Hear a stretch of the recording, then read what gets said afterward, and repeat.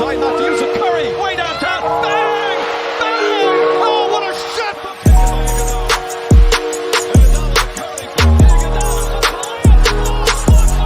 Artest looking, gets it to Bryant. Bryant dribbling, has to put it up for the buzzer. He banks it!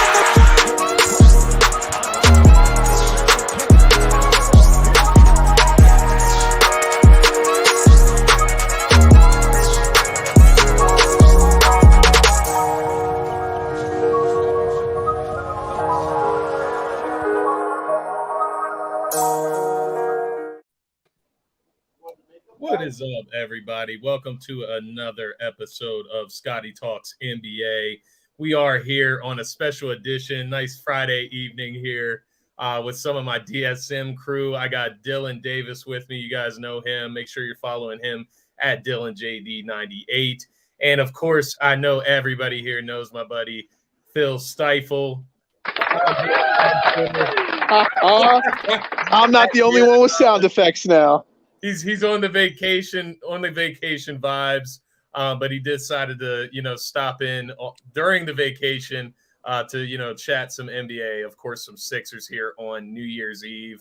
Let's start the show by wishing everybody a Happy New Year, Happy New Year's Eve. If we don't see you tomorrow, it's definitely great to see you tonight. I don't got my drinks yet. I'm going to get my drinks started after this. God damn it, I don't have a boo button. If I started at 5, you can download it to midnight. See, thank you, Phil. I need help with that. Yeah, I haven't figured it out either yet, but I know there's a way to do it. And Scotty, how old are you? I'm 28. 28, and you didn't want to start before 5 o'clock, dude. I cracked my first Corona at freaking. I cracked it at 11:30 this morning, man, and I'm still going. I'll make it to midnight. I can't do the hard liquor, man. Not we got Coronas. We've been doing Long Island iced teas today, Scotty can't mix. Is that what I'm hearing here? Scotty's got to stay on the straight and narrow. 28 drink tonight. Hey, you young babies, you should be able to handle yourselves. Me, I'm 41, and I can handle it. Come on, guys. Don't embarrass yourself. Bro, I'm fine over here. It's him. It's the host of the show. I'm chilling. Hey, you see what I'm sipping? I'm sipping a coffee. So that's an embarrassment. That's an embarrassment. I'm on for the long haul here today. There you go. Yeah, to be honest with you, I smoke a lot of weed too, so that stuff brings me down. Yeah, it brings the energy levels down sometimes when I gotta relax. So I take the coffee. I need to stay up as much as possible. I was trying to hit up the construction workers next door to the house we're renting to see if I could find some, but it didn't work out. Hold on, are we live? Are we live right now? Come on up. Oh, you're learning about the DSM crew tonight. Oh man. But yes, Happy New Year. What we're here to talk about? Let's be obvious. The Sixers defeated the Nets last night, 110-102. Has us all excited over here at DSM Media. Absolutely, the biggest win of the Sixers season so far. And we saw, obviously, another special outing from Joel Embiid, but we also saw another star in the making, which is by the name of Tyrese Maxey, who all of us, I know every single one of us here have been heavily impressed by Maxey to start the season. But this was the greatest sign of anything that I could see, as far as ongoing longevity, being able to show up when it matters. Anybody can go out there, put up 20-plus points when you're going out and you're playing New Orleans Pelicans every night. You're going out and playing Oklahoma City Thunder. But he went out there and did it against the best team in the Eastern Conference, while you have two guys on the other side in, James Harden, Kevin Durant, who are dropping 30 on our heads, right? They're going at it with Embiid. And who's the guy that steps up, the Robin to the Batman, Tyrese Maxey. So very exciting night. But guys, initial takeaways from this win, what you've seen from the Sixers lately, this 3-game winning streak. And Phil, I'll start with you because I know we only got you for a short time here. What have you seen from the Sixers lately that has really got you, feeling right about this team? Well, I mean, there wasn't a lot that, had me feeling right, even in the last few wins till last night, because you talk about the Robin to the Batman. I mean, last night, in my opinion, was the first time we saw Joel and Tyrese performing well together. Tyrese had his breakout while Joel was out.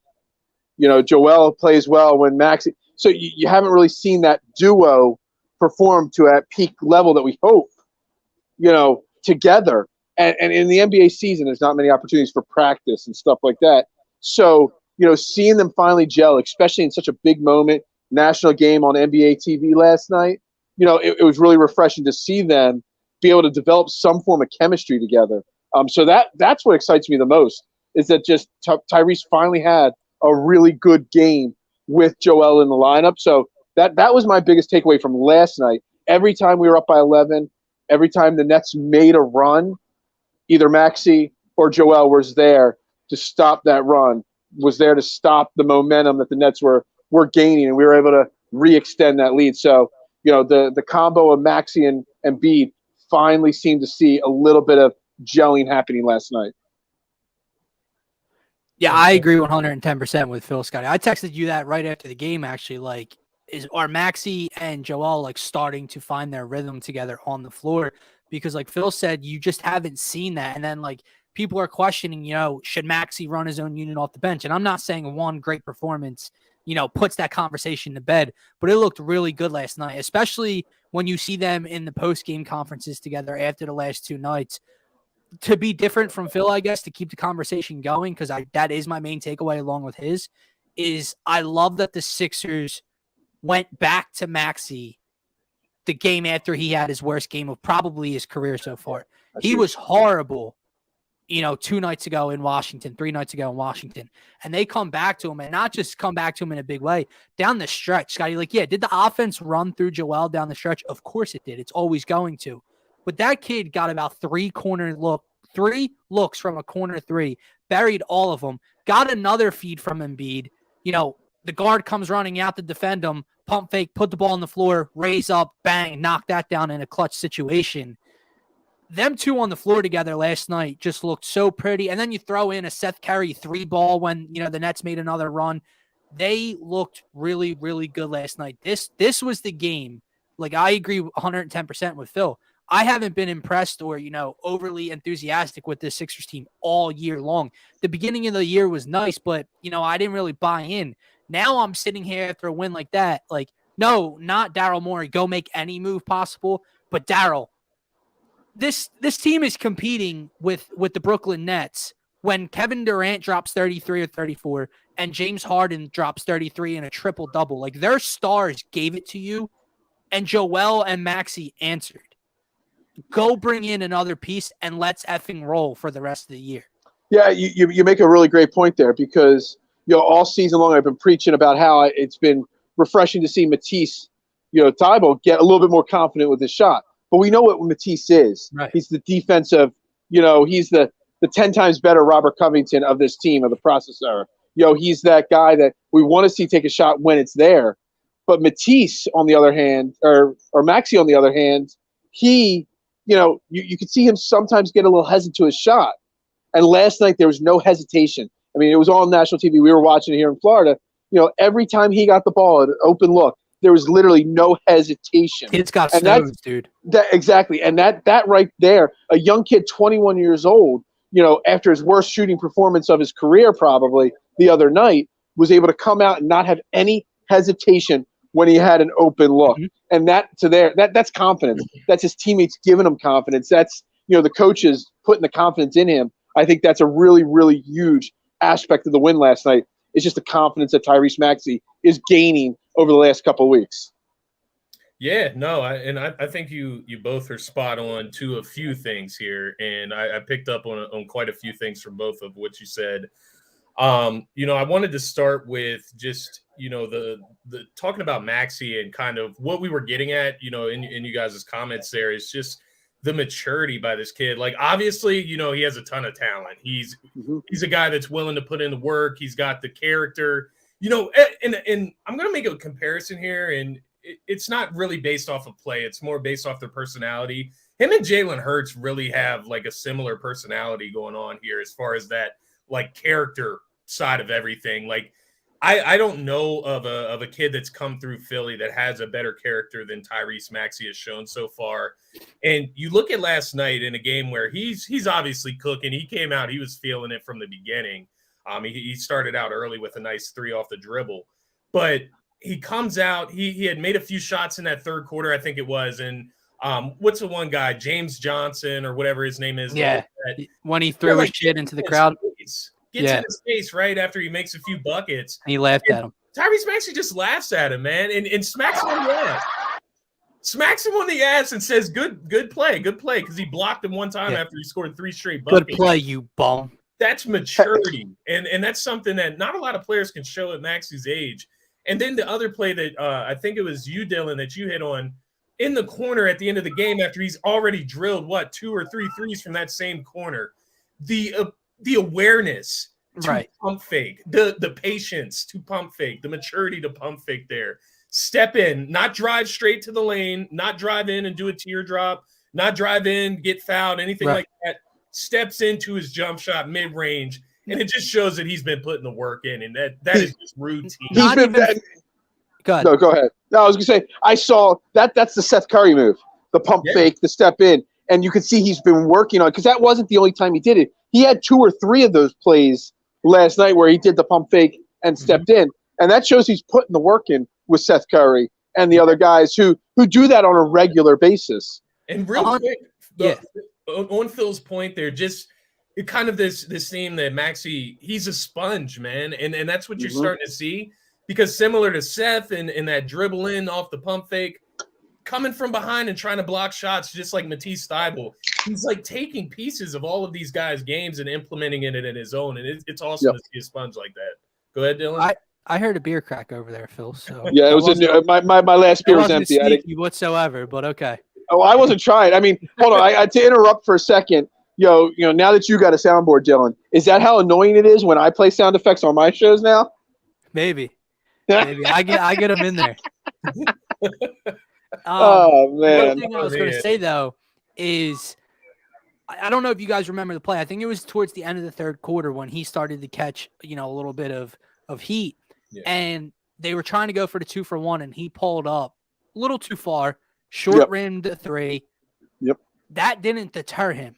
Like he didn't. He barely grazed the front of the rim on that one. They come back. No, he continues to come out and fire after that. So Scotty, the kid was perfect last night. This is just a situation where let's see him continue to build with Joel. And then obviously you have the post-game press conference where he's like, well, Joel said I was trash last game, so I told him I got him this one. And, boy, you answered the call in a big way. The conundrum of that, though, just the whole conundrum of that idea of Joel Embiid calling out another player on the team after a game, after a bad performance. And it actually works. The difference in response, right? And obviously this was in a more joyful, it's a different tone, but nonetheless the same and better result. So it's hilarious. I saw a tweet earlier that was like, Joel calls out Maxey and he comes back and drops 25.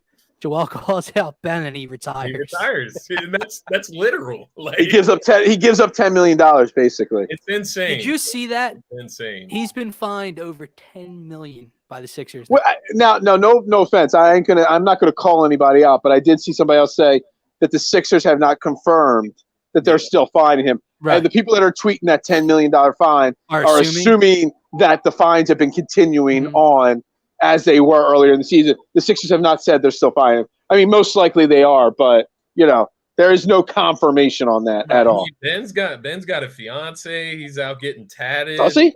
He's out getting. Yeah, did you see that post? I basically blocked all Ben Simmons out of my life, so I don't know what he's doing. It was like the tattoo artist, like, jeez, whatever. But another, who else has stones?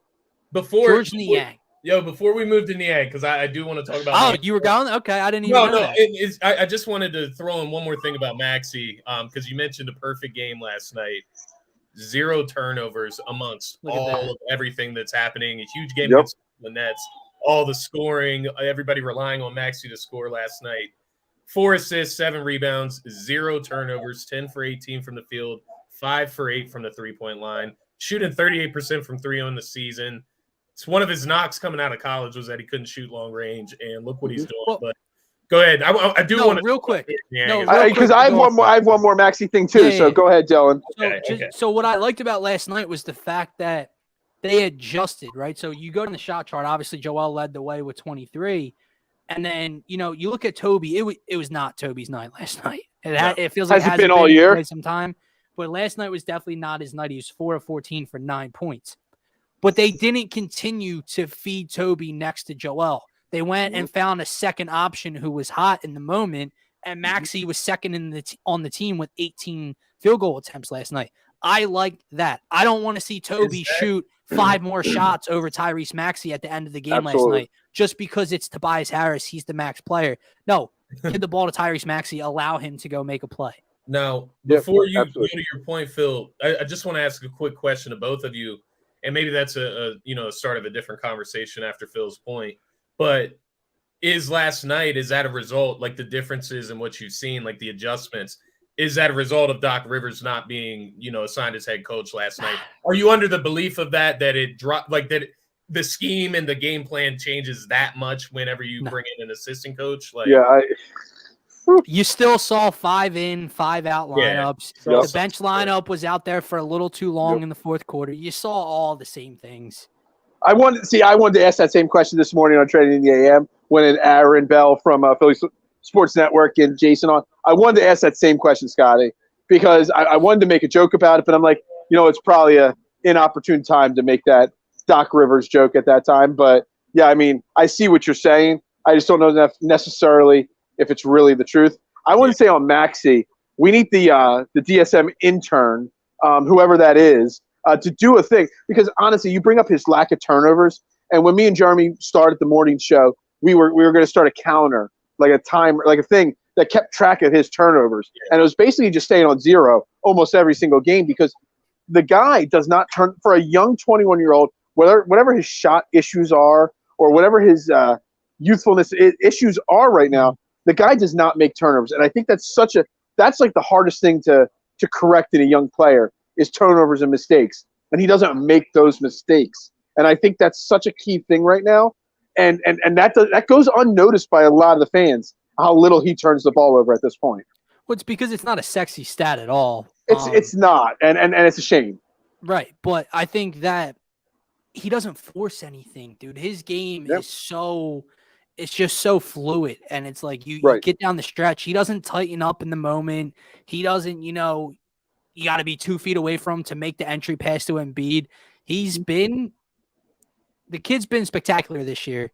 Obviously had his worst game in Washington. Bounced back with his best game, probably of his career. Like we know the Denver COVID game last year. We know some of the games he put up earlier this year.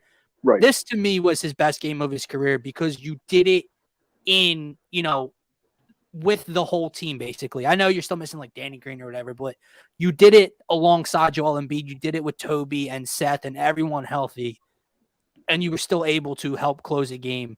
But yeah, I mean, we just went on for 18 minutes about Tyrese Maxey. I think that there's nothing wrong with that. Nothing wrong with that at all. And before you get on to George Niang, you guys talked about Tobias Harris, and we talked about it on the morning show today, if anybody didn't catch it, about Tobias Harris and how Tobias Harris, when he was at his best, and I know Scotty's a big Tobias fan like I am. Tobias Harris was at his best when he was with the Jimmy Butler team. He was the 4th option. Last year, when he was the 3rd option. This 100%. Team, as it's constructed, is making him feel like he has to be the 2nd option. And that's when Tobias Harris fails. He's going to get his points. He's going to get his rebounds and his shots. He does not need to be the focal point of the offense. If at anything on this team, Joel is obviously the clear-cut number 1 option. Seth Curry is still, in my opinion, the number 2 option on this team. He shouldn't be, but he is. Tyrese Maxey is the 3rd best option offensively on this team. Yeah. Let Tobias Harris just get his when he gets his. And if he gets hot and shots start falling, sure, you can go to him.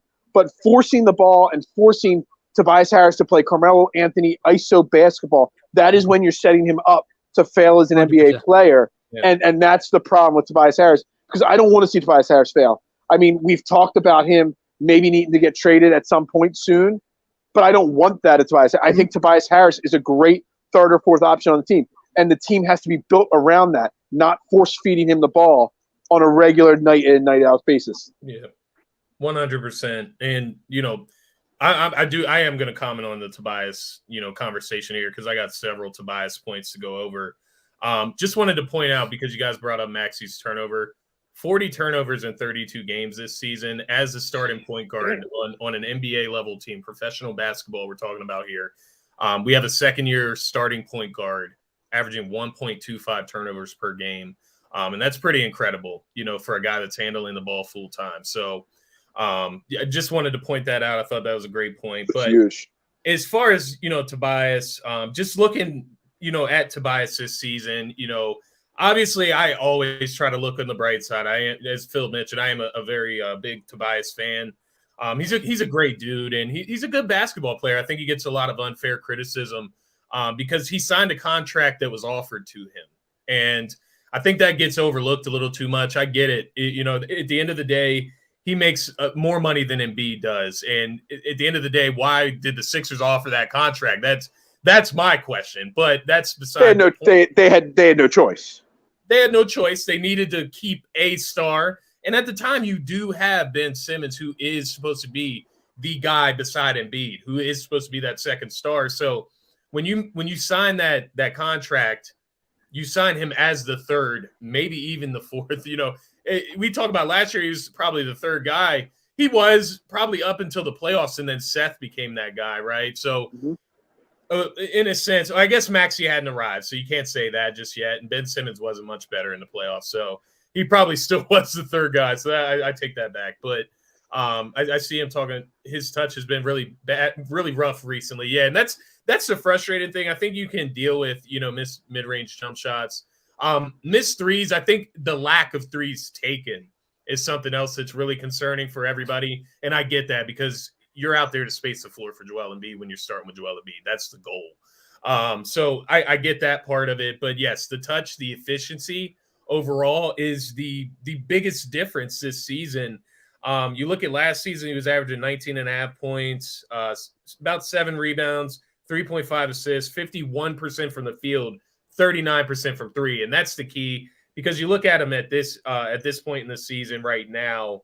I'm looking at his last 5 games specifically, 42% from the field, 27.3% from three, which is just, it's not good. But his rebounds are up, his assists are up, his points are down, 18.4 points per game.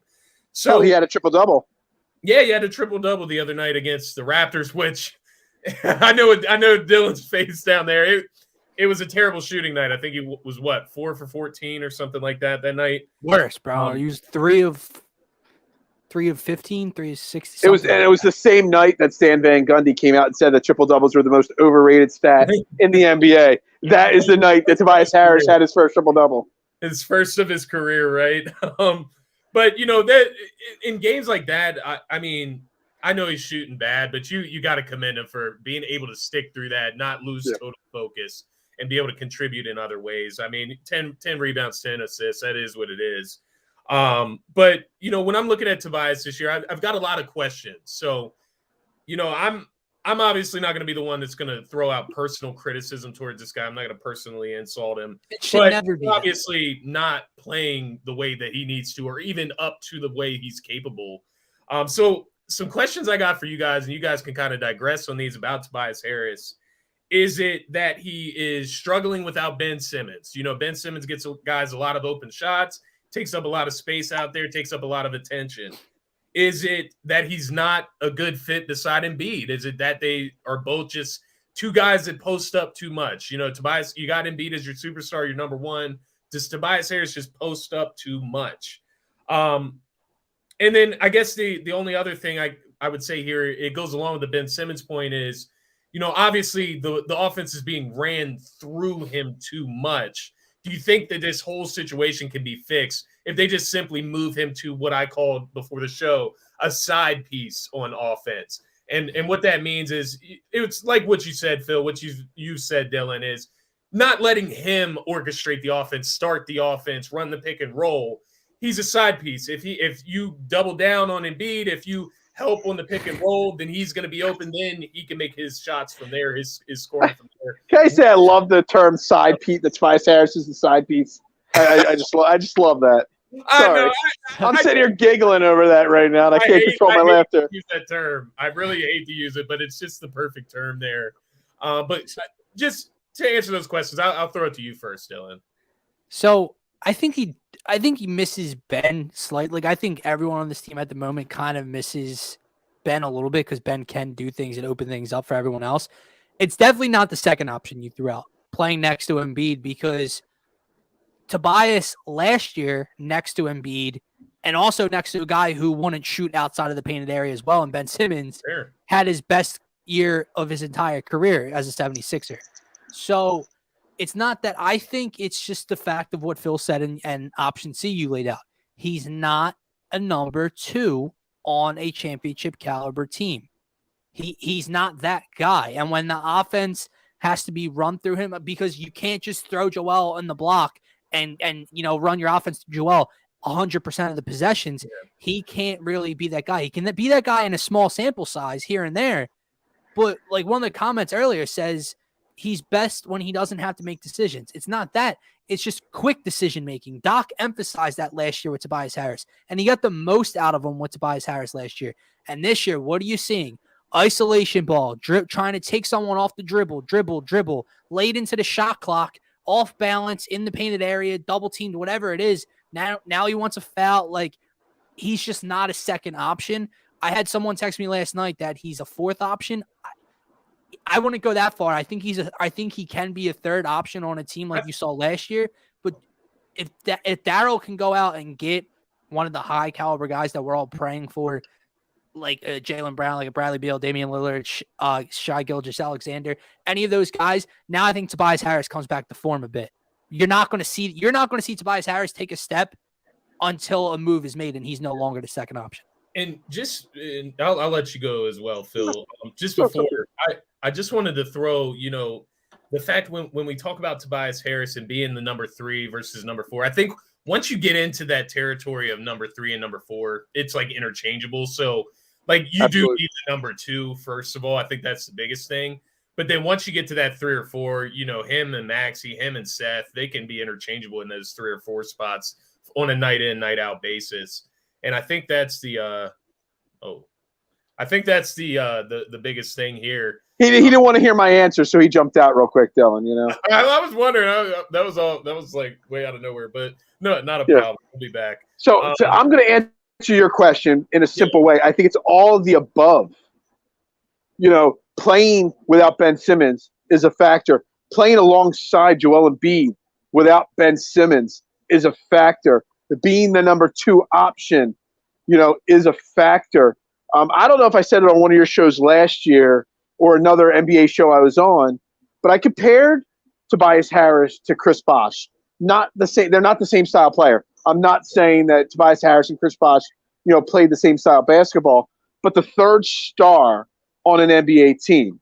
And if you go back, LeBron and Dwayne Wade may not win those titles without Chris Bosh playing that third star role in the fact that he was able to take the back seat to LeBron and Dwayne Wade. And I think that's the same thing with Tobias Harris. Tobias Harris can't be the number 2 guy on a team. He's just not talented enough to be the number 2 guy. But there's plenty of guys in the NBA that make as much money, if not more money, than Tobias Harris. They're max guys that aren't as talented or equally as talented. So you need a guy. I mean, I just kind of thought of it earlier in the show. He's kind of like a poor man's Carmelo Anthony. He's an ISO jump shot guy. He doesn't do anything fantastically. Yeah. And if Carmelo Anthony in his style can't win a title, how is Tobias Harris going to be when he's a focal point of an offense? He cannot be the focal point of an offense and expect him to lead you to a title. That's where you need that second star, that ball handler, that point guard to take the pressure off of Tobias to come into factor. And that's the problem right now, is that there's too much pressure on Tobias Harris, and he's not qualified to have that pressure put on him. Agreed. No, and it's kind of clear at this point. And, this is not to be mistaken that there can't be nights where Tobias looks like a number 2 guy, because there are nights where he comes out firing, he's hitting, he's in a groove, he's got his rhythm, he's driving downhill, getting to the free throw line, getting and ones. So he has his nights. He has talent. We know that. There's a reason that he was able to get this contract. But to your point, Phil, it's what keeps getting left out as we continue to personally attack Tobias Harris on Twitter and in the replies to Sixers threads, is that there is a max star missing. So whether it's having an effect on the team, physically to the point where it's affecting everybody's play on the court, obviously they're not as good of a team without Ben Simmons. But then it's also financially, because if you don't have Ben Simmons' max contract in there as well, we could have another player here that Tobias would have to do this. And that's kind of, the thing that's getting left out here. And that's almost not an excuse for Tobias. It's more of an excuse for the Sixers. It's not an excuse for Tobias, right? Now, when I'm looking at Tobias last night, it's another thing I wanted to throw to you, and it's part of the Ben Simmons thing as well. Do you think that he's getting wore out from having to guard some of these guys? Like having to guard Kevin Durant last night at some points in the game. You go back to the Raptors series or not the series, but the Raptors game where Chris Boucher is like hitting fucking like 10 threes in that game. Right. This dude Boucher, like he like goes off against us every time we play the Raptors. Right. But then also Pascal Siakam, he guarded him a little bit that night as well. And he was going off. So, is the defensive responsibilities taking his energy away? There's so much that could go into it. But either way, we can all agree that Tobias Harris got to play better, simply put. Yeah, I mean, I talked about it last year that Tobias Harris was getting better as a defensive player. Yeah. But last year he was getting better as a defensive player because you still had Ben Simmons on the floor. You brought in Danny Green, which everyone want to bash Danny Green all you want. We would have won that Atlanta Hawks series if Danny Green was still there, because he still is a great defense player. He still brings a lot to the table as a veteran. This year, you take Ben Simmons out of the equation, that bumps Tobias Harris up in the responsibility level on defense. And he's just not good enough and quick enough defensively to guard, the Kevin Durants of the world, any semi-elite power forward or small forward in the league. So I think that's a really big thing. And when you put a lot of undue pressure on a bad defensive player, that definitely can affect their offensive game. And maybe that's affecting him. Him having to go down there and guard Kevin Durant last night, maybe that affected some of his shots later on in the game, wore him out a little bit later in the game. It's definitely a possibility. And it sucks to say that, because as we just commended Tyrese Maxey earlier today for guarding Harden on one end, and then, kind of just keeping his focus and going at them on the other end. It kind of shows you there's levels to players. And I think Tyrese Maxey has a ceiling that I don't think a lot of people have thought that he had coming into the NBA. And he's looking like a bona fide star. I'll go ahead and say it. And I was kind of afraid to say it early on in the season because he was obviously looking good. Say it with your chest, bro. I wanted to say it in preseason. I'll be honest with you. Some of the stuff I saw in the playoffs last year, the skill, and then going into Summer League, obviously it's a different level of competition, but just his skill set. I wanted to say it, coming into the season. Obviously, I don't want to put that type of pressure on my mans, but he's a star in the making and definitely should be in that most improved player conversation. But is there any way to say that sometimes, I hate putting that undue pressure on a young kid, but some people thrive when that pressure's put on them. And it seems like the more pressure you put on Tyrese Maxey, the more he thrives. Can agree with that. Pressure burst pipes. My bad, I'm back. I just didn't want to hear Phil's response to the last question. Are we good here? No, just kidding. I had to grab a beer. I'll take it a step further with the Tobias Harris comment, though, Scotty. You asked if, him having to defend a team's second option or maybe even best wing player because Ben's out. I'll take it to the other side of the floor with him being maybe worn out or having a more difficult time offensively. Say what you want about Ben Simmons offensively. He's a 6'10" point guard. He draws a lot of attention offensively. Yeah. What was our focus of conversation last season with Tobias Harris as the third option? He was taking advantage of mismatches each and every night. Why? Because he wasn't getting the other team's best wing defender. He's getting that assignment now. Yeah. And he's struggling with it now. I'm not saying he won't adjust, but that's also something he didn't have to deal with last year, not just defensively. Offensively, he's getting more pressure put on him because of the assignments he's being given. That's a fantastic point, and I do want to comment on it, just before we move on, because I do want to obviously talk about the elephant in the room, Joel Embiid. We want to that's a big goddamn elephant. Yeah, it's a big goddamn elephant. But just to comment on that, as far as Ben Simmons, when you think about it, and now that you brought that up, it is a fantastic point, because when I'm thinking about it, you have to make a decision as a defense. If you're the other team, you have to make a choice of who you're going to give the mismatch to. Are you going to put your point guard, your smaller guard, or your shooting guard on Ben Simmons in the post, and he takes him to the post and orchestrates the offense from there? Or are you going to put the mismatch on Tobias Harris, where he'll take you to the post and he'll score on you? So last year, teams were forced to make that decision, whereas now they don't have to make that decision. You got Tyrese Maxey, you got Seth Curry out there. They'll put their smallest guys on them, and then the rest is already figured out. So it's an interesting concept, but I do want to definitely talk about. Oh, what? Still lagging. Phil, can you hear me? I can hear you loud and clear. Can you hear me? Yeah. I haven't heard anything that Dylan said. I didn't even know Dylan was back in the room. Interesting. I just thought you were. Really? I just thought you were being quiet for a second, staring at my beautiful tanned face right now. You can't hear me? No, you can't. That is weird as hell. I mean, there's no lag other than on that. Let me see. Talking there for a second. You guys keep going, all right? All right. Can everyone else hear me? Okay, he dropped. We're good. Let me see here. Let me see. If anyone's able to comment, please let me know if you can hear me and I'm in the stream right now. Because if not, something pretty funky's going on. All right, I checked. You're good. I just checked it, so we're good. God damn it, Phil! Every time there's always a technical difficulty, man. I swear, but now we can't see his face again. Of course, we'll wait for Phil to get straightened out there. We'll bring him back in if the time fits. But as we move forward, definitely want to move forward to Joel Embiid. As I mentioned, the elephant in the room. Have some stats here from one of my favorite apps, Stat Muse. Makes finding statistics very, very easy. But Joel Embiid in the 3 games versus the Nets this season, he's averaged 28.3 points per game, 8 rebounds per game, and 3.7 assists. Obviously, the Sixers are 1-2 in those matchups this season.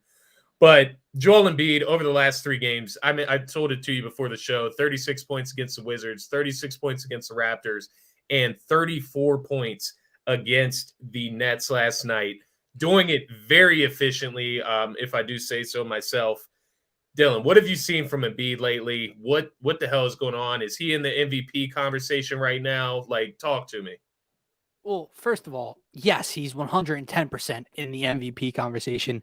I saw a list earlier today before we went live where he's number 9 or so on the list, and I know he had a late start, before he really started heating up and getting into this absolute tear that he's on, but yes, he's in the conversation. I saw Rudy Gobert's like number 4 on the list. Rudy Gobert's averaging 15 points per game. Miss me with the Rudy Gobert MVP conversation, okay? But when it comes to Joel Embiid, Scotty, I don't know what changed. Did shots just start to fall? Is that the difference? Like he's just knocking down the mid-range in a way he wasn't earlier in the year. Is he getting more? I feel like he's been getting to the line consistently. Is he finishing through contact more? I can't watch a game. Like if you took his film from last night compared to a night he struggled, I don't see a big difference, outside of shots are falling now. This dude has found his touch again. It's something that he lost early on in the year. Maybe it was the new ball. Maybe it was COVID, whatever it was. He's found it, and he's absolutely dominating. Like dominating. And Scott, but I'll say it again, I said it to you on Tuesday night, and I will say it to you again. When he wants to be the most dominant player on the floor, he is the best player in the world. There's no doubt about it. And he showed it to you last night. Kevin Durant dropped 34 points. James Harden dropped 34 points in a triple-double. And it still wasn't enough. We praised Tyrese Maxey for the first 20 minutes of the show, and well-deserved. But this man is the leading catalyst in why the Sixers won that game last night. His numbers over the last 7 or 8 road games have been astronomical. His numbers over the last 4 or 5 games in general have been astronomical. And the Sixers are, 3-0 now, 1-3 straight now because of the way he's playing. Just continue to show it to me more consistently. Continue to show me that want and desire. And like we have the clip and we'll play it in a little bit. But that emotion after the game, after you grab 2 rebounds in a row, finish over, who did he finish over? Was it Claxton was on the ground. Whoever he finished over, drew the contact, and is going nuts in Brooklyn. When they beat Atlanta on the road earlier in the year, and you saw his raw emotion. Give me that every single night, because I know you can, and when you do, you're the best player in the NBA. Yeah. Most dominant player in the NBA, if you want to phrase it that way. 100%. And, you saw it last night firsthand, obviously. Going back and forth, you mentioned it, bringing the energy. And that's, kind of been the ongoing thing whenever Embiid feels like it this season. He makes it happen. He goes out there and leads the Sixers to a win. And it's just a matter of him, obviously being in shape, having the energy to do that on a nightly basis. But, the worry that kicks in, I guess, and, it's hard to think about it when you're looking at this win last night. You get 3 in a row now. Obviously he's been torching it, through the last 3. But you have to wonder if this is like creating a bad trend for the Sixers, where they're just becoming once again so heavily reliant on Joel Embiid and his scoring. It's like there's a fine line that you have to kind of ride here when it comes to that, because you do have to make sure that other guys are staying involved, but they have to stay involved, right? Like Tobias Harris comes out last night. He has a terrible shooting night. So it forces Joel Embiid into this situation. Obviously, he had help from Maxey down the stretch, but Scotty, what did he have in the first quarter? 16? Yeah, 16 points in the first, man. Like, let me ask you, maybe you see, I would love to get a more attention to detail kind of basketball mind. Like, hopefully we can get Brock on the show soon, because maybe he can see something that I'm just not seeing to the naked eye. But like, do you see anything differently outside of shots falling and his maybe stamina and the want to, be this dominant? Because like, I don't see any changes in his game offensively outside of he's more involved. He's, he wants to be on the block more. I don't see anything different. I mean, it's definitely, I mean, the biggest thing is the efficiency. He's definitely starting to just hit shots. Shots are falling. Yeah, that's definitely part of it. I think the other part of it is him realizing just how much he has to put in for this team to win, and, kind of being aware of what the team needs. As the season progresses, he's probably been trying to fill it out, let guys find themselves, give Tyrese Maxey opportunity to find himself in the game, give Toby an opportunity to find himself without Ben Simmons in the game.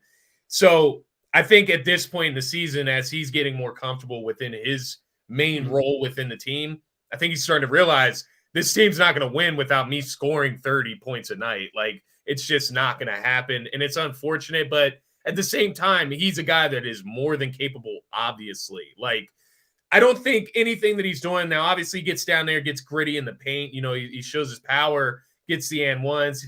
He does hit the floor, but I will say something. He's not hitting the floor as much as he has. No. Now, don't get me wrong. When he got tripped up last night and that shin or ankle, kind of just gave out. You saw it, that tweak, and he went down. I'm just like, if this man is out because of Blake Griffin's bum ass, Blake Griffin, it always seems to be him in those situations too. That's the funny part. And then he wants to bitch. Shut up. But you didn't trip him. You didn't really. But what I have liked is that, Embiid's not in midair. And I think that's like the big thing for me. Oh, not getting pushed in the back, man. Not getting pushed in the back by LeBron. Could it be my GOAT, bro? But no, as far as Embiid, like, it doesn't look like anything that he does. He operates in the mid-range game. He shoots a lot of fadeaway jumpers where they cannot contest those shots. So it's like, how much energy does Embiid have to put into his offensive game with it being so well rounded out on the scoring side? So there is a balance there. With great players, there comes great responsibility. Excuse me. So sometimes I can't talk out. I hear it's New Year's Eve. I'm getting all anxious, but anxious to go hang out in my living room, bro. right. COVID sucks. But no, as far as Embiid, he makes things look easy, is what I'm trying to say, I guess. So it's hard to imagine that. Is this too much for him? Is this load too much? I don't know. And another thing I'll say, Scotty, is, again, the dude's been great all year long. I'm not trying to take anything away from him, But we do know he was struggling early on in the year, not just like hitting shots, staying on the floor, staying healthy, looking like he's into it, right? Like that want to. And I said, I haven't been overly enthusiastic and overly excited to watch a Sixers game every night. I watch every single Sixers game, every single one. I could be out at a bar. I'm still tuned in watching a Sixers game on a weekend, right? I haven't been super pumped up for him like I normally am. When this dude gets going, when he's this dominant, now I'm like, okay, you know why? Because when I see this dominance, my mind goes championship. Yeah. Not, again, taking what I'm saying, right? I'm not saying what he did last night, Joel Embiid, with this team is going to go win a championship. Yeah. But I'm assuming that help is on the way. At some point this season, help's on the way. And if this dude continues with that dominance, alongside Seth Curry averaging a career high 15 points per game, whatever, along Maxey continuing to take strides next to Joel, Toby becomes a third or fourth option, and the help comes, now I'm like, okay. Yeah. Because he's that dominant. Scotty, I can't stress it enough, man. You can chalk it up as one of those nights if you want to. Their two stars gave you everything they had. They punched you in the mouth over and over again down the stretch, and you had an answer every time down the floor because he's that goddamn good.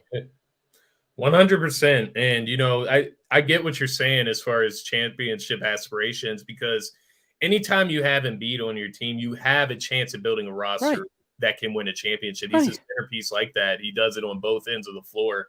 And just something really specific from last night that really had me out of my seat was when I think the Sixers turned the ball over or something. James Harden on the fast break, and Embiid comes and wipes that shit off the backboard. Just swats it off the backboard like it's nothing. James Harden is a guy that knows how to finish at the rim. He knows how to use his body to draw contact. Mm-hmm. He's a very good finisher at the rim. Joel Embiid goes up, swipes his shot right off the backboard, makes it look easy, bro. Speaking defensively, we haven't talked about him at all. I mentioned him for half a second earlier. Does Seth Curry seem better on the defensive side of the floor this year to you? He does. He seems like he can at least hold his own, and he knows when to give it out.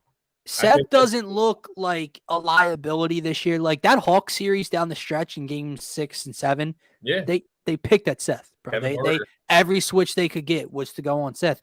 He doesn't look, he's very active, right? That's all I need. Like if you're not a good defensive player, if you're undersized, I can take that if you're not the fastest guy in the world. But if you got active hands and you're all over the place, like last night, you brought up James Harden getting the steal and going the other way. There were multiple times him and Tyrese were kind of not switching, but in the middle of a switch / trap, and he's just very active and, deflecting a pass, and now it's in Embiid's lap or Tobias' lap going the other way.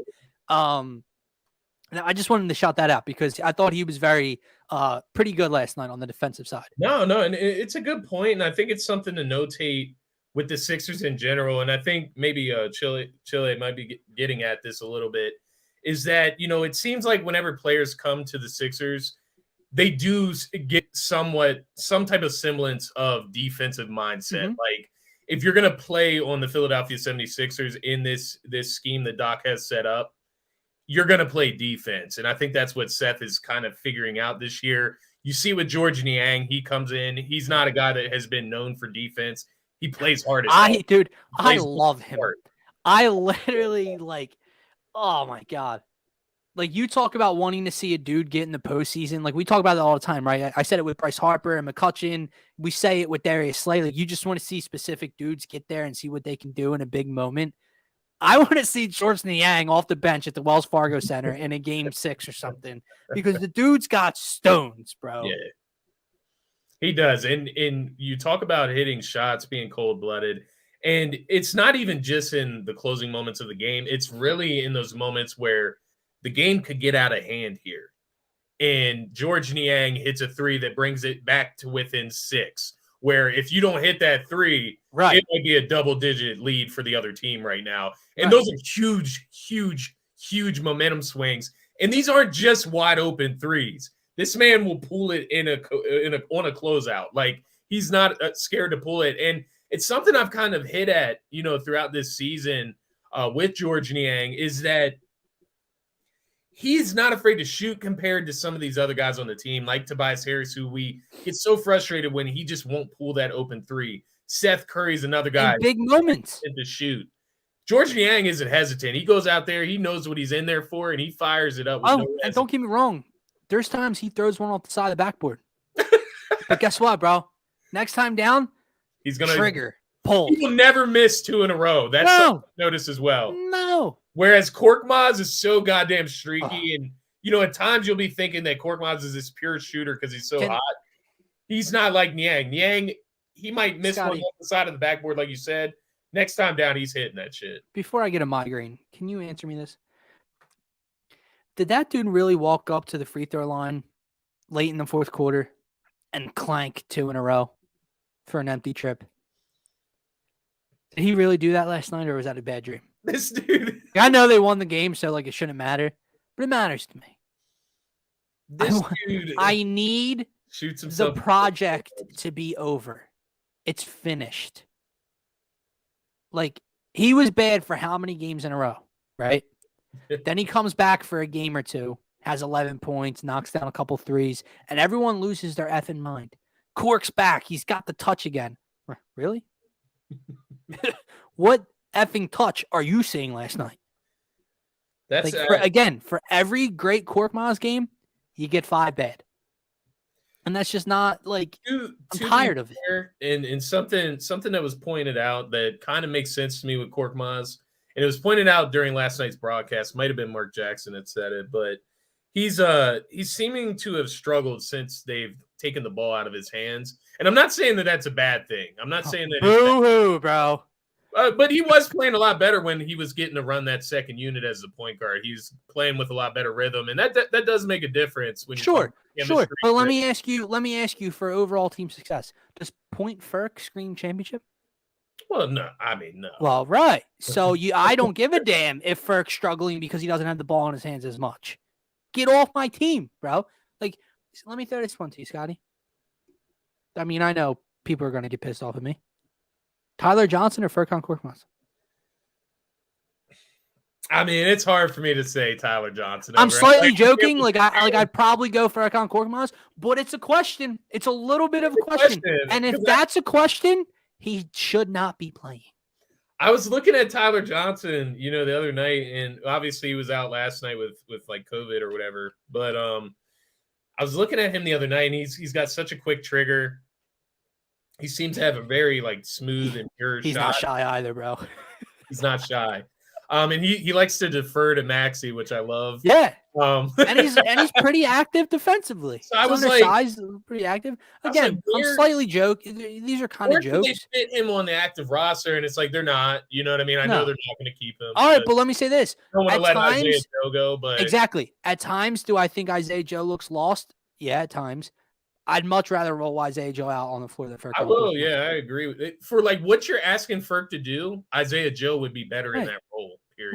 Right, that role for whoever's in that 10th man, 9th man role right there, that it just needs to come in, and if you're open, knock down a 3, and don't be a complete liability defensively. Yeah, I'm going with Isaiah Joe because Ferk gets in the game and his role goes out the effing door.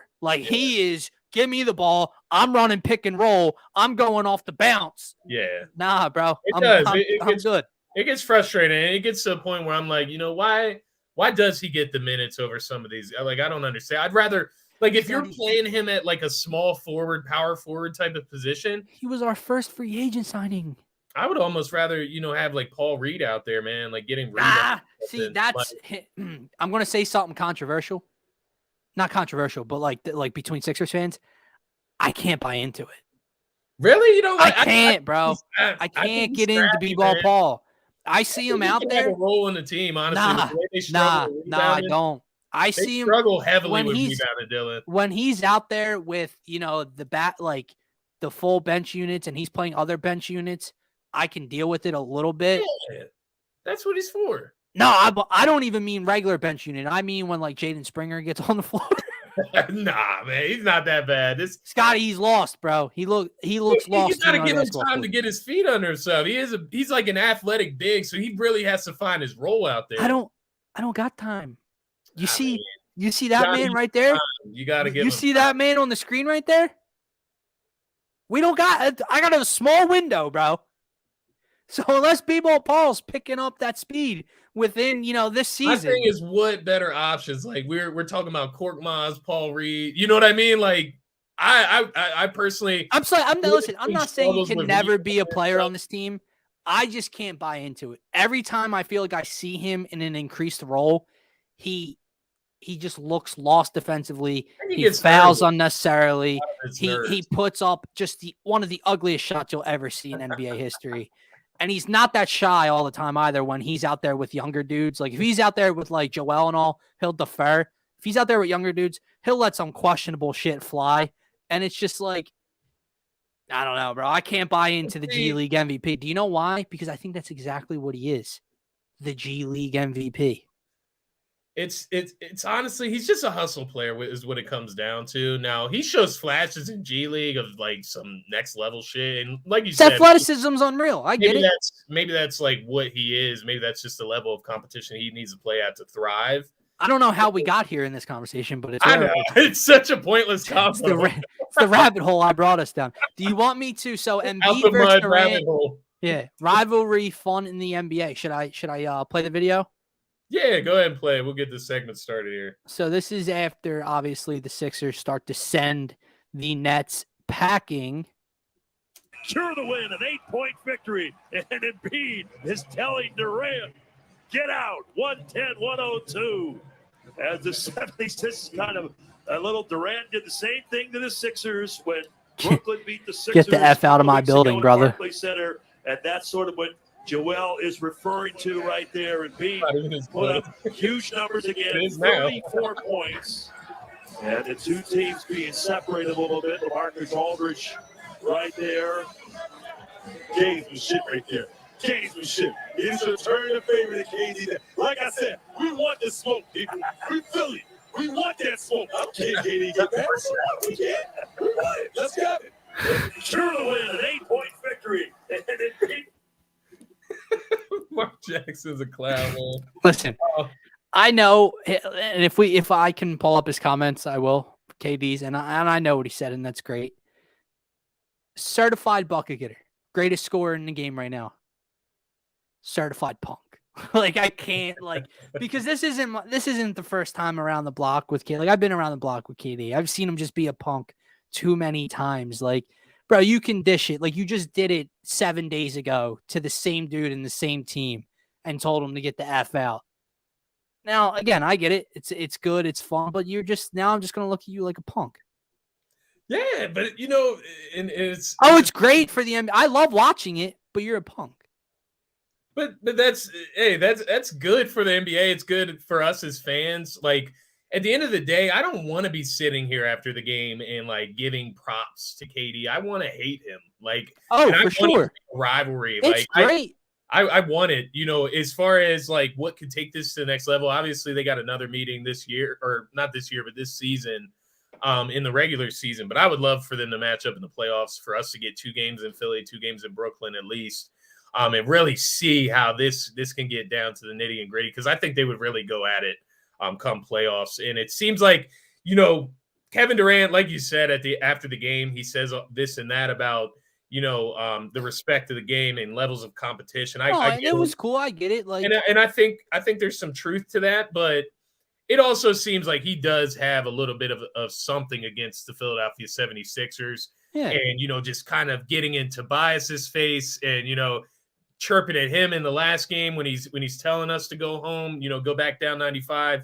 So it does seem like there's a little extra edge there for Kevin Durant. He doesn't just go out here and do this. But I've seen KD beef with other dudes and other teams too. And the reason I just call him a punk is because if you can give it, you got to be able to take it. And I know it's the heat of battle and you're heated, you're on your home floor and you just dropped 34 and you're about to lose. And I love the back and forth. That's fine.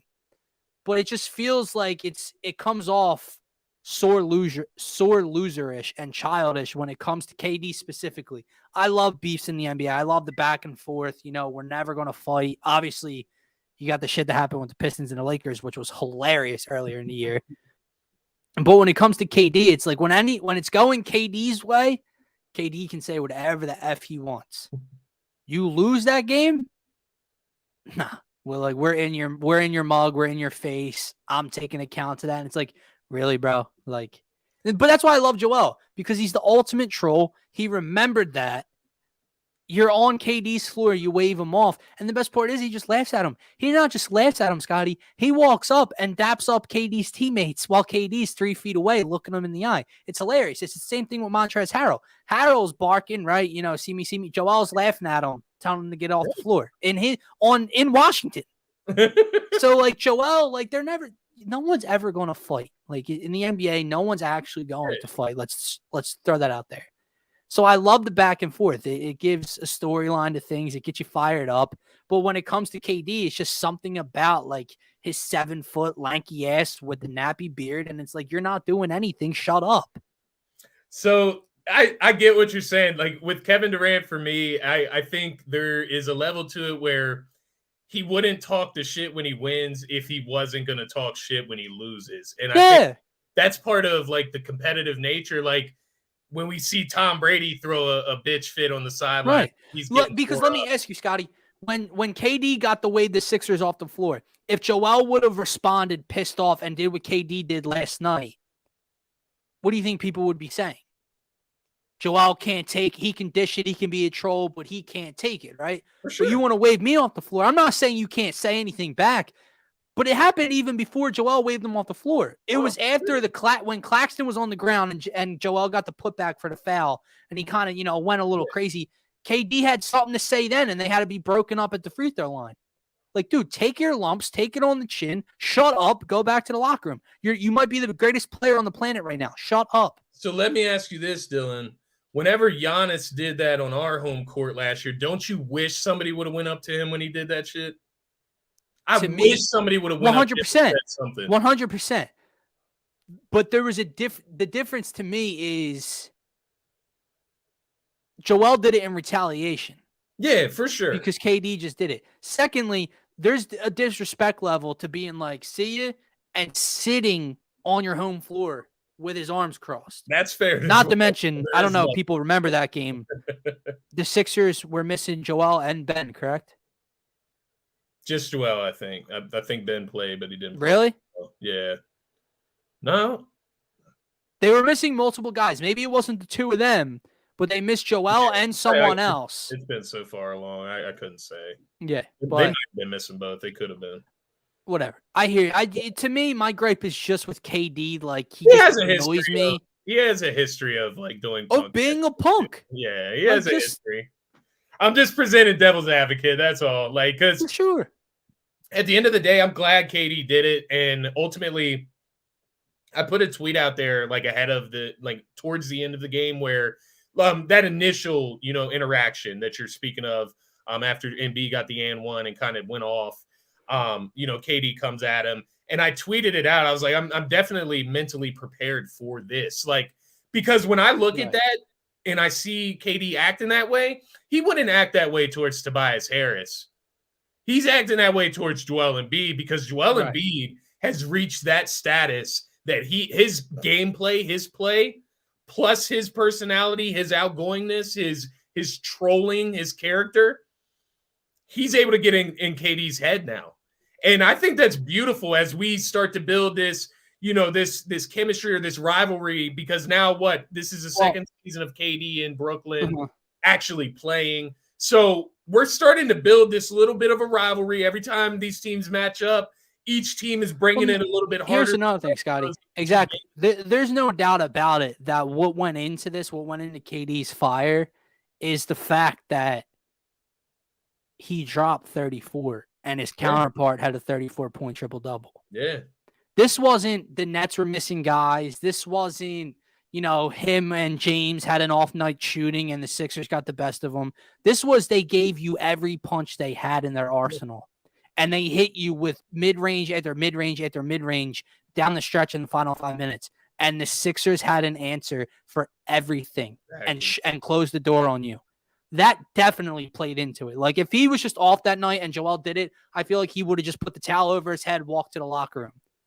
When he went punch for punch and still lost, I don't really think one of the greatest shooters of all time, greatest scorers of all time is used to that. And he got fiery. Again, I like it. No, I if agree. Another player did it, I'd be like, I love it even more. I think it's just the fact that it's KD and I've seen him do it before. And I'm just like, you're a punk. Like you can take it, but you can't dish it. Or you can dish it, but you can't take it. And, I guess what my ultimate takeaway from it, and I definitely, I tend to agree with what you're saying. Like KD has done some punk ass shit. And, if we don't come out on the winning side of it, I probably have like a completely different take on this. So I'm going to, go ahead and agree with you in that sense. And then the other side of it for me, I guess, is, kind of what we've hinted at, just getting that type of fire back into the NBA, that creating those rivalries. The thing that kind of annoys me is especially, and it's usually when I'm on the losing end, because, when you're winning, it's more of like just being a good sport about right. It, right? But like when you lose and they're all like dapping each other up, shaking hands after the game, like it just makes me question everything. It makes me think like, oh, if they're cool enough to dap up after this, like there needs to be some type of extra level of energy into this, that you need to make yourself hate them to the point where you're going to be better than them no matter what. But that's just like the type of competitor that I am. I know everybody's not the same. But I think, well, obviously the respect level comes into play, right? And again, hate's a very strong word, but I feel you. I would definitely I don't know. I just don't like the buddy-buddiness. I see the buddy-buddiness. I can handle it. I can handle it after the game. I hate the buddy-buddiness in game, especially when something happens, like when a scuffle breaks out and then you got like two dudes from each team on the side, like laughing and like talking or whatever. I'm just like, brother, like those are your brothers. That's your team, like in a scuffle right now. And like you're talking to the opponent at the time, like laughing about it. Like, I don't like that. The end of the game, it's whatever. Like the game's finished. We took care of our business. At the end of the day, a lot of these dudes are friends. Scotty, you probably should have been born during the 80s and 90s of basketball. You probably would have liked it a little more when they could flat out brawl. Like if KD does some sucker shit like that, telling us to get out of there, go back down 95, like no, there's no doing that. Dennis Rodman, it's gonna go over there's there. No doing that 30 years ago. There's none. It's not. You have a player specifically on your bench to come off the bench just to fuck somebody up. Like so I'm with you, but no, it was a fun game last night to say the least. A cap to a 3-game road trip that ended in a 3-0 road record, which was great. Real quick, Scotty, what's very important is when I was on the show with you Tuesday, we looked at the next 10 games. Yeah. And I said, all right, let's go 7-3. Beat the teams you're supposed to beat. Well, they've beaten 2 of those teams, and now they've exceeded my expectations. So as of right now, I'm updating my expectations. You got to finish 8-2. Because you know what takes away from a win like that, Scotty? Is a loss to the Magic or something like that in a couple nights. Like a loss to the Rockets on Monday night. You have to beat the teams that you're supposed to beat. And then if you can go out and beat a Brooklyn, if you can beat a Boston, beat a Miami during this 10 game as well, great. But now you got to finish 8-2 over the next 10. Not anymore. They've already finished 3 of those. So what are my expectations now? 7-1? Yeah. No. 6-1. 6-1. Oh, for the rest of the way. Right. So if 10 games, they're 2-0 since that point. So they would get 3, because they've beaten the Raptors, the Wizards, and now the Nets. No, the Wizards were before the Raptors. So that was before our show the other day. So the Raptors, we did the show on Tuesday, I think, and the Raptors were on Thursday. Or no, they were on – I'm getting confused now. I think the Raptors were first, no? The Wizards were Sunday. The Wizards were Sunday. Raptors were Wednesday. Then Nets – no, that's not right either. Raptors were Tuesday, the same day. Who the hell knows? Bottom line is the Sixers need to keep winning. We did the Raptors pregame show on Tuesday. That was after the game against the Wizards. That was after the Wizards. Okay. Yeah. Gotcha. So 2-0 since then. So what? 6-2 or 5-2 for the rest of the way. Yeah. Hit your 6-2 the rest of the way would hit your mark. Which they have a great chance of doing. I have it marked down here. Just kind of final closing notes after the 3-game winning streak. What I have written down here, just keep building. Obviously, keep building that chemistry. But like you said, after huge wins, we can't do what we did after that Warriors win and go and drop 2 games that you should be winning, definitely. Yep. I looked at the schedule for January. There's 14 games. There's only 5 games against teams above 500. So that's something to notate there. Now, obviously, I'm not sitting here saying this is a month where they're going to go, whatever in 5. But they need to take advantage of this month and create some separation from 500. I think that's the goal here in January. Next 3 against Houston on, I believe, Monday. Then they got Orlando, as you mentioned, on Wednesday, and then San Antonio Spurs on that Saturday or Sunday. And then I think they have like Orlando again after that. And then Orlando again. And on down, like I said, there's only 5 teams above, 5 games of teams above 500 in the month of January. So they got everything lined up here. They've gone through the thick of their schedule. They faced most of the toughest Western Conference teams, the Jazz, the Warriors, twice already. They're not going to play them again. So they got a little bit of an easier schedule coming up here in January. They got to take advantage. Prayers, no more COVID, none of that. They've all seemed to. Well, pretty soon you're going to be chilling. Yeah. Pretty. The Once it runs through, you're chilling. Seriously. So, cheers to the Sixers keeping it going. One thing I wanted to do, obviously, it's New Year's Eve. We want to do something New Year's Eve related, New Year related here. The fireworks are going. We're getting closer and closer to midnight, of course. I wanted to just kind of take a look back at the Sixers this entire year. So this goes back to last season as well. Of course, the playoffs. Top Sixers moment in 2021. It doesn't have to be something super specific. It can be very generic. It can be whatever you want it to be. But just your top Sixers moments, or even, an accolade that a player accomplished, whatever it is to you, Dylan. That's tough, man, because I said it to you before the show. It is tough to look back on that 2021, this past season, with okay feelings about it, because you underperformed at the end of the day. Like you might have overachieved and gotten a 1 seed when you shouldn't have, maybe, but then you dropped Game 7 on your home floor and lost all 4 games at home in the second round to the Hawks. That is a great one. That one didn't come to my mind. That one didn't either. That might be it. Telling the ref to tee up Donovan Mitchell. That might be it when he hits the step back 3.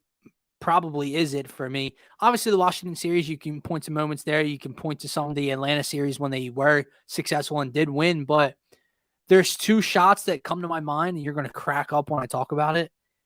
There is a Seth Curry 3 at the top of the key to beat the Raptors early in the year last year. And then there's a Dakota Mathias 3 to beat the Miami Heat during a bunch of COVID bullshit when both teams were down a lot of guys. And it was Dakota Mathias at the top of the key to win the game, basically. Do you have, what else do you have? That game very vividly. Like I mean, you got the Maxey, 39, 37-point game or whatever against Denver, but that's in a loss. Like, that was a loss, yeah. No, I'm with you. There's not a ton of, like, obviously they didn't win a championship. They didn't even go to the Eastern Conference Finals. So it's nothing like that. It's going to come down to, like, individual performances. The Lakers win was a nice win, too. The Tobias Harris finish. Yeah. When they beat the Lakers at the Wells Fargo Center. With Tobias Harris was a nice one as well, where he yells out, I'm a fucking. Oh, I was at that game. The Knicks game. Yeah. That one was sick. Damn, that should have been mine. I was freaking there. That one was sick. And that one was the one where I'm like, okay, Toby, like, I actually have. I got this from the one girl. Michael Scott. Yeah, that was. It was, dude. The Ben 42-pointer, against Utah. That was pretty fucking tough. And that was a game like we felt like we had no chance in. Like Joel Embiid shooting up that night. Ben comes out and drops 42, which is something I never knew he was capable of. I thought he might go for 50 that night, which is crazy. But I guess what I revert back to, I remember the Maxey, stepping up on the road in Game 6 against Atlanta. That was one of the big ones for me. Obviously, it was only 16 points, 7 rebounds, 1 for 2. But it's really when this is a good one. I wasn't even thinking about this year's team. That is true. DeRozan. Yeah, the block on DeRozan. It's my screensaver. Yeah. That was a mean block. That's a good call out. I like that one. We keep hitting it at the same time. I'm thinking back to that game 6 for Maxey, just because that was like the first sign of that cold-bloodedness, that being big enough for the moment, which is obviously something that 2 of our players on our squad, 2 of our max players lack, is being ready for that big moment. And Maxey showed us that very early on. But that Joel block at the end of the game, that was very tough.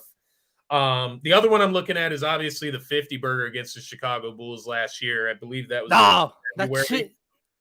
I didn't take enough time to think, dude. There are a decent amount, because that was a great moment. Which one? The 50 burger versus Chicago. Yeah, when he's holding his arms up like I was absolutely wrecked at the bar that night, going effing insane. He hit the step back, like not like corner. It wasn't a 3, but like the step back, like corner mid range over the double team. And I was just like, bro, this dude's insane. Burger. And so from that point, when he got that 50 burger, I believe that was in February of 2021, he went on to score 35 plus in 12 more games later on in that season, including nice.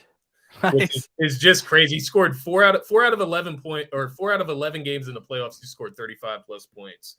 So I don't know if anyone else just turned my throat, but I don't know what the hell that noise was. So maybe that's a good thing. But rumbling. It was a interesting year, right, of Sixers basketball. It's like they get the 1 seed, like you said, but it was filled with disappointments after that first round performance. But obviously it's a good Sixers team. Obviously, it's still a good Sixers team. They bring a lot of fun. They bring a lot of energy. We just got to get this Ben Simmons thing figured out, which kind of leads me into my bottom graphic moment of which I'm sure we could go a ton of different ways here, a ton of different ways of getting to the same point. But I'm obviously going to go with the collapse of the Sixers against the Atlanta Hawks, specifically in that it was either in game 3 or 4. Bro. It didn't just happen late in the series. It blew a 26-point lead, that they had late in the third quarter, and I thought they had that in the bag. It was game 5. I think it was in it, or no, it was in Philly. Yeah. And they also blew one in Atlanta. So they blew a couple leads. Yeah, bro. Those are the injuries are definitely low because they obviously they're pain stricken, but you're right. There's 1,000 different ways we can say the same answer. Yeah. And it doesn't all just come down. It's not all on Ben. Obviously, the aftermath of that is it's one of the low moments in the Sixers 2021 too. But the game 7 loss, that series lost to Atlanta, the 2 blown, 16, 20 plus point leads in a series, losing every game on your home floor, or 3 out of 4. Correct me if I'm wrong. They lost 3 out of 4 at home. Because I think they won game 2, right? 3 out of 4, I believe. Yeah. That's it, bro. Like, I was down the shore for game 7. I remember we did a pregame show. I'm all tuned up. I'm ready to go. And again, underperformed. Like this was a year. They weren't as close as they were in 2018. They weren't. Like that team, that shot, like the Sixers could go on and win the championship with how the rest of that season played out with that squad. Yeah.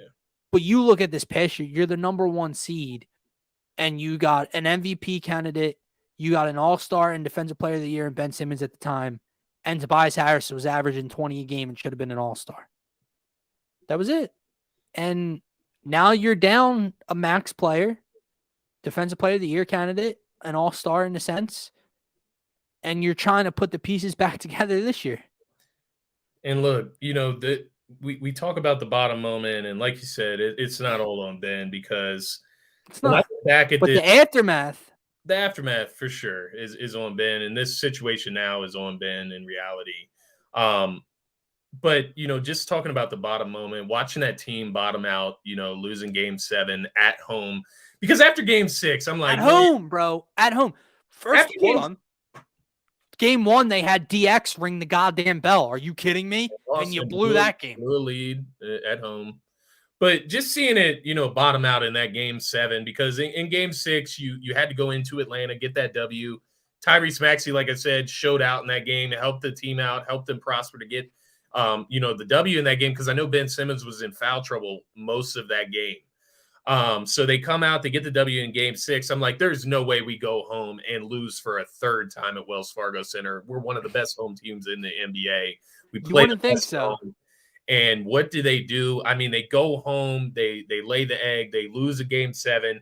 And so with this terrible moment that hits you in game 7, where you realize they really did just blow this. Like, Ben Simmons passed up the dunk. Matisse misses one of the free throws.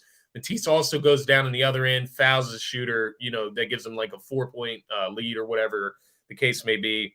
You realize you're losing that series, and you realize the opportunity that the Sixers just blew.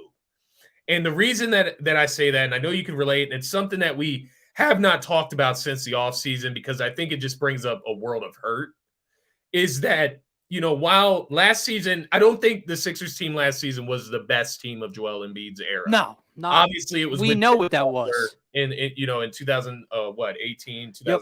Yeah. So against the Raptors, the final shot against Kawhi, that was the best Sixers team. And they had an awesome opportunity if they get past that shot of winning the championship. Right. Well, last year, there was an awesome opportunity to win the championship where you don't have to play Steph or LeBron in the finals. And I think that is a huge opportunity that we will regret as Sixers fans. And, the path to the finals never looked more clear than it did last season. I can't imagine it shaping up this way again. I mean, listen, Milwaukee and Brooklyn had to go through each other before they would have got to you. You would have had to play Milwaukee to get to the finals. You would have went, Wizards, Atlanta, Milwaukee to the finals. Right. Now, we do have to give props because Giannis did put on he did. One of the greatest postseason performances of all time. That. Right, exactly. And as much as I love Joel Embiid and that MVP season he had, once it hit playoff time and you saw what Giannis did, it is hard to say, well, if the Sixers beat the Hawks, they would have beat the Bucks. I don't know that for sure. Their best chance as of right now was in 2018. Unfortunately, I would say compared to the Nets last season, it's a pointless argument, honestly. But the Sixers were better equipped to defend Giannis than the Nets. 100%. And I'm not saying that they definitely would have lost by any stretch of the imagination. I get your point. But it's hard to be like that 2018 year. Who did the Raptors beat? The Celtics before going to the finals, and then obviously Golden State loses Clay and KD. That's it, bro. Last year, you would have had to face who ultimately ended up winning it all. Yeah, so here we are. Whatever. Can't live in the past. Regrets. As much as he annoys me, and I always have to hear how much he's a hard worker he is, I miss Jimmy Butler greatly. Because when you think of perfect player that you would need right now. Yeah. But whatever. Hopefully, this new year brings, new beginnings for the Sixers team. They ended 2021 on a bang, obviously, with that win last night. And you got to keep it rolling with this easy schedule coming up. And then hopefully come trade deadline time, which Scotty now isn't all that far away because we're into 2022 now. Hopefully Daryl can put together the right package because you have to do something. Yeah. I can't stress it enough, dude. You cannot, after all this time, after all this holding out, and after all these offers you've been given, just give them up for pennies on the dollar. I'm still not on that boat, but you need to figure something out and make the move. Because I did hear, I forget who said it, where there is a legit possibility they could see it playing into the offseason. And Scotty, I will not be effing happy if that's the case. I'll be honest with you, gut feeling. I feel like it is going to go into the Scott, I cannot accept that. I can't. It's hard for me. It's hard. You're chalking this year up. And if you're chalking this year up, you're chalking up once again an MVP type season. Hopefully, if it continues for Embiid, one of the years in this monster's prime, you're not going to get many more. You're not. This dude's not playing another game for you, another second for you. You have to figure it out. I'm sorry. I don't care if Matisse Thybulle has to be offered in the goddamn package. I don't care if you're the team that has to add first-round draft picks into something. You go and you do it, and you add a centerpiece to this goddamn team because Joel Embiid is ready to win now. Yeah. You don't chalk this year up. I will not accept that. There's a certain extent, it comes down to like who's a viable trade partner and who's available, because, like you look around the league and there's not a lot of certainty around who's available right now. Jaylen Brown as the Celtics. That's it. That's it. More and more, more. I know maybe again, this is just wishful thinking, right? That tandem's getting broken up. It's getting broken up. They look like dog shit this year. Yeah. And Jason Tatum is a bona fide stud in this league. If you know that's getting broken up, again, I know you want to be on the receiving end of this deal. You want to come out better in this deal. But I don't care if you have to add something in to get Jaylen Brown. If you can't, they're not going to give you Ben for Jaylen Brown, whatever the deal may be, right? Whatever. Maxey. It's tough. It's tough. Can I say something? Hard for me to do it. Can I say something? Yeah. Yeah. As long as this isn't a Jimmy Butler type deal and Jaylen Brown's here multiple years, yes. Yes. Because then that's multiple years, not just this year, of Jaylen Brown and Joel Embiid with Tobias Harris. You get what I'm saying? Yeah. Now, if you're saying, am I throwing Maxey in and we have to hope to re-sign Jaylen Brown? Hell no. Like if you're on the Celtics end, what would it take for you to want to part ways with Jaylen Brown? Like for you as a fan, not a lot, Scotty. Like what would it take for you to say, like, yes, I would do that trade? Like if not a lot, because Jaylen Brown, are you doing that? Because come end of the year, it's over for the most part. Like this tandem's getting broken up. So if you're the Celtics, you're telling me you wouldn't take Ben Simmons and 2 first-round draft picks. You're telling me you wouldn't take Ben Simmons and Matisse Thybulle for Jaylen Brown. Like, yeah, you would. What's up, Rocket? I don't know if the Celtics are to that point yet. That's a huge move for they have to be. If there's a team freaking out there that's at that point, it has to be the Boston Celtics. You see the numbers. That team is too goddamn talented paper-wise to have the outcome and the record that they have right now, Scotty. I agree with that for sure. And again, if let's say in the Celtics office, maybe I'm misreading the situation, but if come July, Jaylen Brown and Jason Tatum, next year, they will not be Boston Celtics together. Yeah. You're moving on. You're doing something with Jaylen Brown. Tell me what other package you're taking, unless something crazy comes up, unless, Dame decides next year that he's into leaving Portland and they can get Dame and what, you know what I mean? But I'm saying you're taking anything over Ben Simmons and let's say Matisse Thybulle, Ben Simmons and multiple first-round picks. Like, no, you're not. Right. Because as much as we might degrade him, as much as we want to put down Ben and what he doesn't do right now, yeah, do people around the league see that and see the issues with him? Yeah, but they also see the freaking upside of him. And if you know that Jaylen Brown's on his way out the door, if you know you're moving on from that, yes, you're going in for Ben Simmons.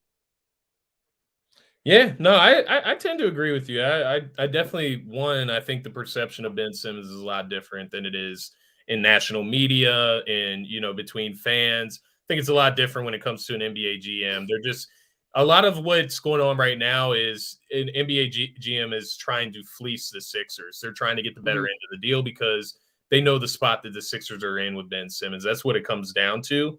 But just to be clear with you, Dylan, I know I'm arguing from the other side as far as if this gets elongated into the offseason. I'm not saying that I want that to happen. As you can see on the screen, no, I know. My New Year's resolution is to trade Ben Simmons because I'm with you. I want to see this team. I want to see the finalized product. I want to see them at their final, point, and then I want to see what they can do at that point. Like that's where I'm at. I'm tired of doing the same thing over and over, right? So I'm with you there. I worry that it's going to get elongated just because what it seems like Daryl Morey is looking for. Just don't know how soon that would be available, if it ever is. No, I get it. I guess the other side of it for me, and just to give you clear perspective on me and where I stand, is I would have traded Ben Simmons for Malcolm Brogdon and the 13th pick back in June. I would have done it. I 100% would have done it, Dylan. I swear. And you know what that 13th pick ended up turning into is Chris Duarte, who is another 6'5" point guard that shoots over 35% from three. You get both of those players. You get a Malcolm Brogdon, 20 points, 6 assists, 5 rebounds. Right. Runs the offense. Duarte, who's a young point guard, but actually isn't that young. He's actually pretty old for a guy coming out of college. He's like 24. So he was a senior coming out, but can shoot the three, can orchestrate an offense. So just to show you exactly where I'm at, I think a simple Malcolm Brogdon swap, maybe with some draft compensation on that end, would do the trick at this point for the Sixers and make them a legit contender. And I argued that in the offseason. I got, arguments back from obviously fans on Twitter. But looking back now, how can you argue that? If you could see Malcolm Brogdon and Tyrese Maxey backcourt, that's beautiful. I mean, that is, you talk about Brogdon, who's another 6'5" point guard that can defend and he can orchestrate an offense. He's a great facilitator. So that's where I'm at. I know you're at the same spot. Maybe not as low as Brogdon, but you definitely are. I would take Malcolm Brogdon right now. I got you. Okay, so we're on the same page then. But I'm with you, Dylan. I think that's what we all, as Sixers fans, obviously we don't want to take pennies to the dollar. I think every Sixers fan knows that. Well, you can't now. You've held out far too long. Now. Yeah, you are to be like, I'm giving in now. Like, it's whatever, dude. All right, man. We've had a long show. We've gone an hour and a half on New Year's Eve. What else could we talk about? We don't need to get into that. But no, man, before I get you out of here, Dylan, anything else for the new year? Anything popping up? I know we got a show on Sunday. So tomorrow, obviously, stay tuned to @DSM_media because I'm trying to put something together, but obviously New Year's Day, obviously dinner, people are away. It's difficult to maybe get us all in the same time to do something, but we may be having a DSM media special tomorrow night for the New Year Day, going over, all of Philly sports in 2021, making some resolution lists for Philly sports in 2022, have some fun with it. So stay tapped into our Twitter there. But the show that is definite, that is, concrete right now, Scotty, is Turf Talk Live, 10 a.m. on DSM Media. You can tap in @DSM_media, find our link tree in our bio. Guys, if you want to be interactive within the show, if you just want to comment, head on over to our Facebook, Twitch, or YouTube account. You can comment through there. We will be pulling your comments up on screen. Twitter, unfortunately, is not able to do so right now. But we will also be dropping the link. I'll be promoting this all tonight and tomorrow. Hopefully we're going to have a couple guests pop through. If you're a listener, if you're an Eagles fan on social media and you see this, click that link. You can show your face with us. You don't have to. You can just use the audio. Come in, hang out with us, talk Eagles, Washington, thoughts on the game, predictions, ask us any questions you have, because the Eagles, as of right now, have a very, very good shot of locking up a playoff spot come Sunday. And we'll get into all the reasons why Sunday morning live, 10 a.m. on Turf Talk. Come hang out with us. Have a drink. We're going to be drinking early. I know I will. I'm sure my co-host will be. So come hang out with us Sunday morning. Definitely. And definitely wanted to plug that show specifically for Sunday. Hopefully we can make it on here tomorrow and get some Happy New Year. I hope so, but we'll see. We'll play it by feel. You'll definitely see us on social media if we announce it. But before we get out of here, definitely want to get some house cleaning. If you're not already, make sure you are following DSM Media on all social media platforms. Also, all of streaming platforms. We are on Apple Podcasts, Spotify, Google Podcasts. You can find us anywhere that you're streaming your podcasts. Make sure you type in DSM Media. Subscribe on YouTube, Apple, Spotify, whatever your preferred listening device is. And, of course, make sure you're following us on all social media platforms @DSM_media on Twitter, @DSM.DoSomethingMajor on Instagram. On either one of those pages, you're going to find a link in our bio. It's going to contain our link tree. It'll have links to all of all our social media platforms as well as streaming platforms, so you can get hooked in right there. Make sure you tap in. And then, of course, check out the merch site on TeePublic. We got a lot of merch coming out from DSM. Very, very good graphics. We're going to have some new ones up for the new year here soon, so keep an eye out for that. But if you want to help support the DSM brand, all the content creators over here at DSM, make sure to check it out. Get some nice gear and send us some flicks on social media. Tag us, let us know. But as well as everything we got on with our social media platforms and streaming platforms, we also have to close it out by shouting out our sponsors over at Manscaped. As you know, DSM Media and Scotty Talks NBA is brought to you by Manscaped, who is the best in men's below-the-waist grooming. Manscaped offers precision-engineered tools for your family jewels. Manscaped just launched their 4th-generation trimmer, the Lawnmower 4.0. You heard that right, the 4.0. Join over 2 million men worldwide who trust Manscaped with this exclusive offer for you. 20% off and free worldwide shipping with the code Scotty at manscaped.com. Get 20% off and free shipping with the code Scotty at manscaped.com. Unlock your confidence and always use the right tools for the job with Manscaped. Your balls will certainly thank you. And why not go into a new year with some fresh balls? Definitely check out manscaped.com and use that code Scotty or any one of the DSM codes that you find here on our shows on the network. Use any of them. Use all of them. Go on multiple times. Use different codes. We got like 8 different shows. You can use 8 different codes. So definitely get on there and get you some gear from manscaped.com. For myself, for my co-host here, Dylan, make sure you follow Dylan at DylanJD98, myself at Scotty Drown. For myself and Dylan, that's going to be it for this edition of Scotty Talks NBA. Want to wish you all a happy new year.